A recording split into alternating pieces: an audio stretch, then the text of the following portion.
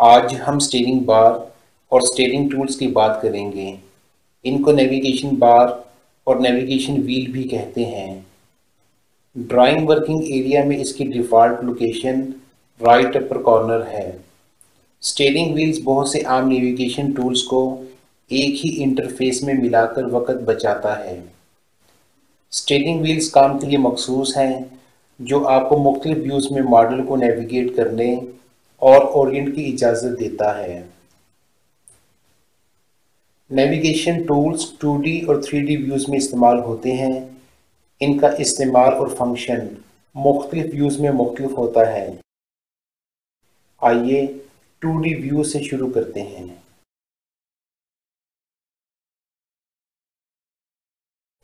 2D view के drawing working area में right upper corner में नेविगेशन बार है। इसमें ऊपर वाला स्टीयरिंग व्हील सेक्शन है। स्टीयरिंग व्हील सेक्शन में ये 2D स्टीयरिंग व्हील या 2D नेविगेशन व्हील है।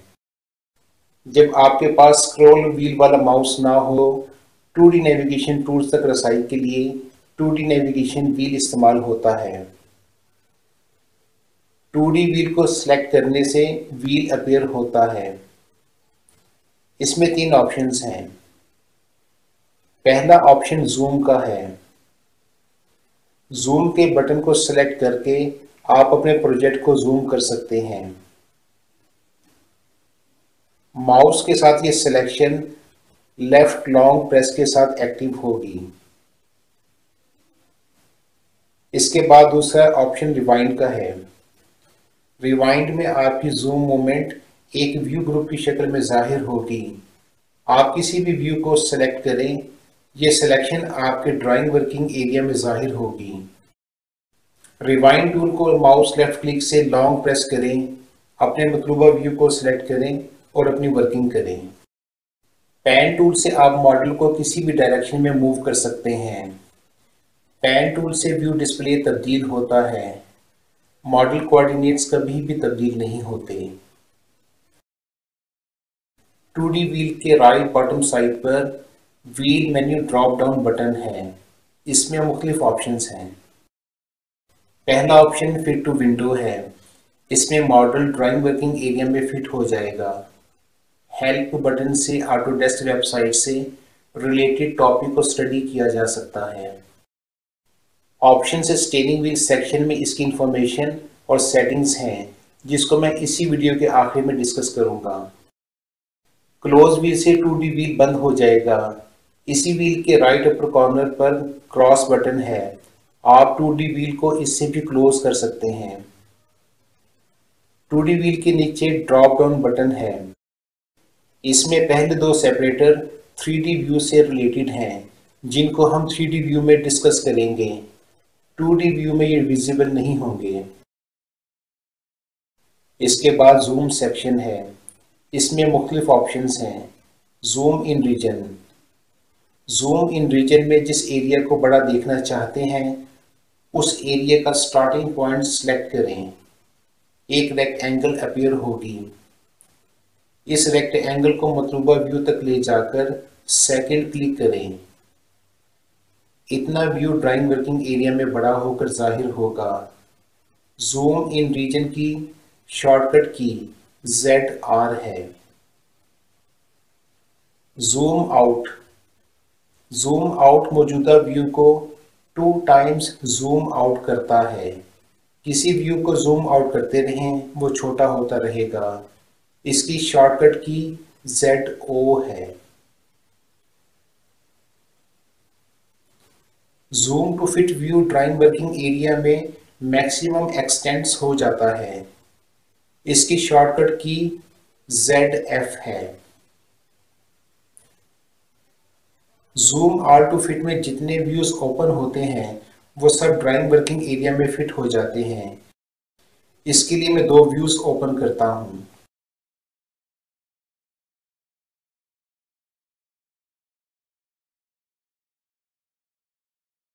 व्यू टैब में टाइल व्यू को सिलेक्ट करते हैं, ताकि दोनों व्यूज हमारे सामने हों।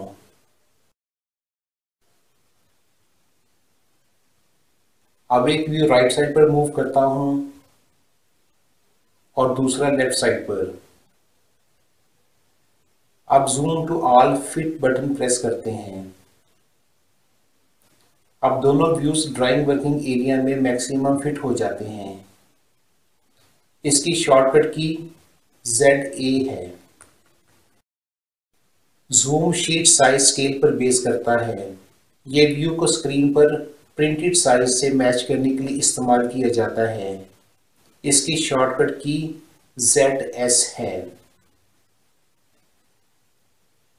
प्रीवियस पैन जूम मौजूदा जूम के पिछले व्यू में चला जाता है। Next pan zoom previous pan zoom command इस्तेमाल करने के बाद व्यू पर वापस आ जाता है।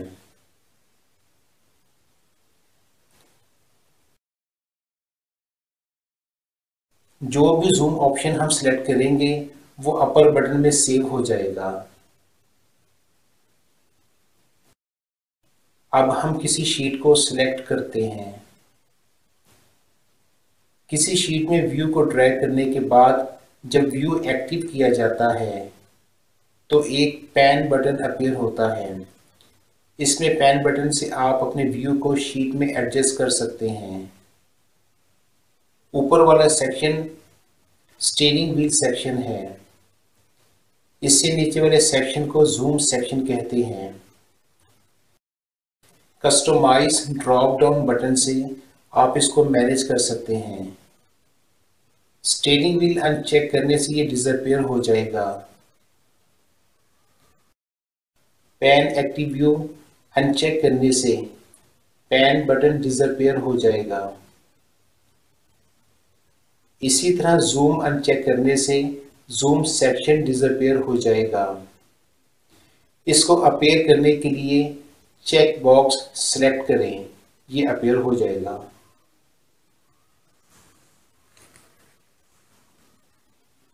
नेविगेशन बार की डॉकिंग पोजीशन हम व्यू क्यूब के साथ लिंक भी कर सकते हैं।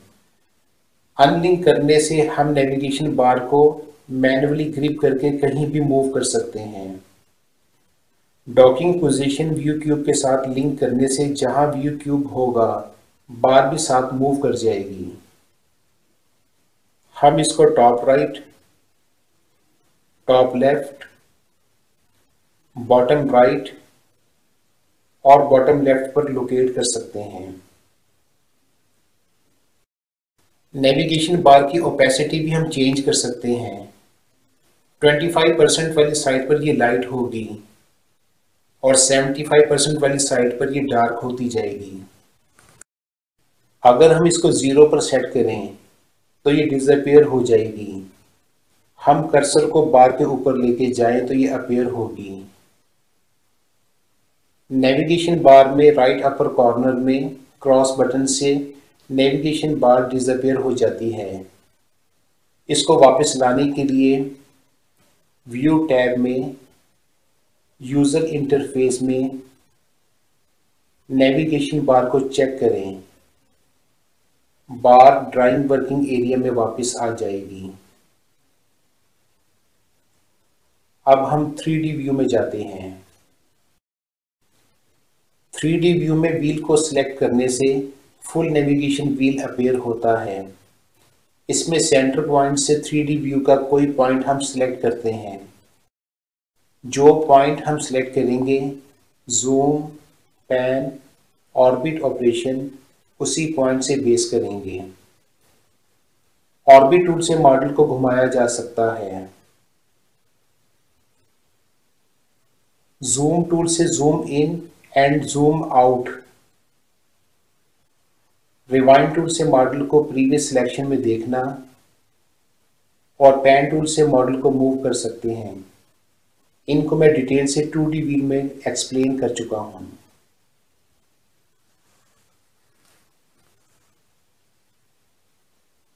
अप डाउन बटन से मॉडल को अप डाउन कर सकते हैं।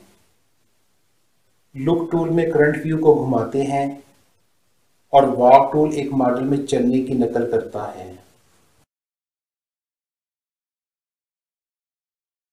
Walk view perspective projection mode में एक्टिव होता है। ऑर्थोग्राफिक मोड में ये काम नहीं करता। इसके लिए प्रॉपर्टीज में प्रोजेक्शन मोड पर्सपेक्टिव सेलेक्ट करते हैं। अब वॉक टूल को सिलेक्ट करें और माउस को हरकत दें, मॉडल मूव करेगा।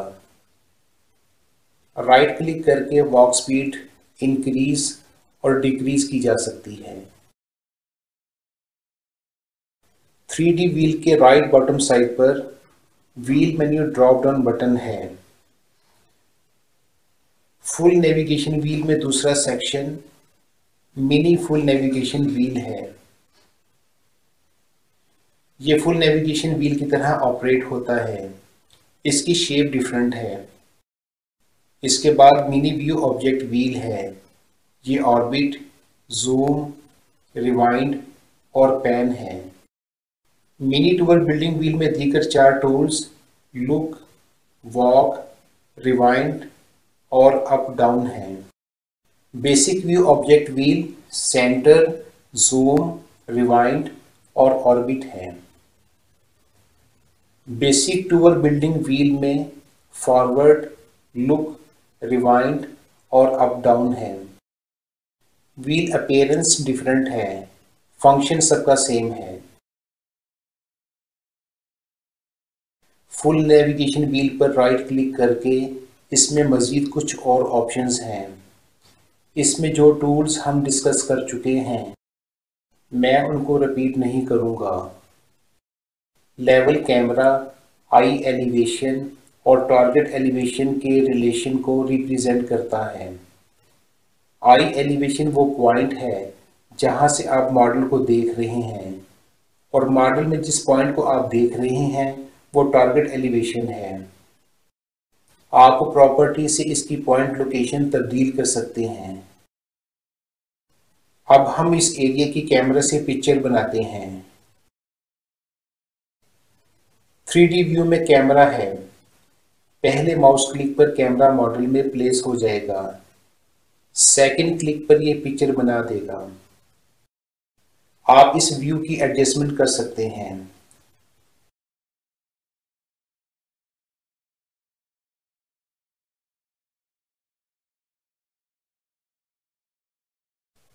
इसके बाद वॉक थ्रू है। आप वॉक थ्रू पाथ डिफाइन करें।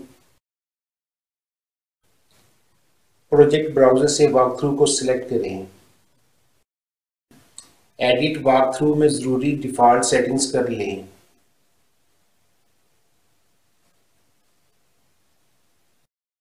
प्रीवियस की फ्रेम से वॉक थ्रू के शुरू में जाएं और प्ले कर दें।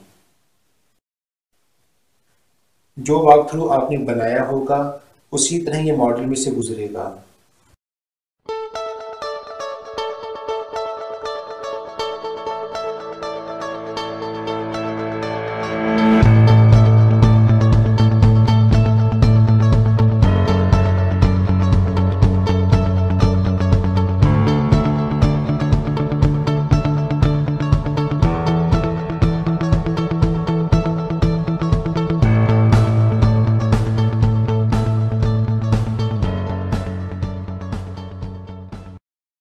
अब हम ऑप्शंस डायलॉग बॉक्स में स्टीयरिंग व्हील सेक्शन की बात करेंगे।